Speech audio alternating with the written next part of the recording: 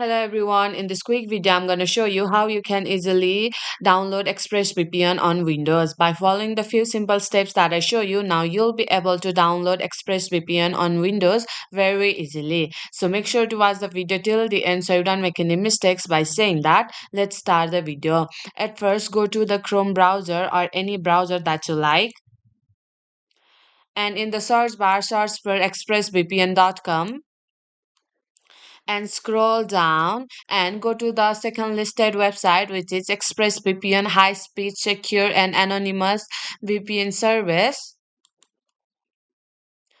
And this type of interface will be shown, and here you can see the option of device.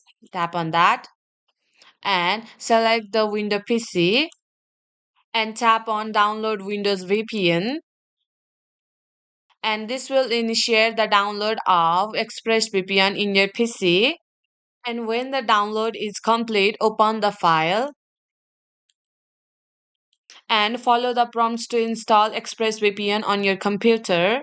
And after installation, log into your account to start using VPN services. So this is how you can download ExpressVPN on your Windows. So my friend, that's it. If you find this video helpful, even one person, consider subscribing and leave a like. I'll be back with another problem solving video like this. Thanks for watching.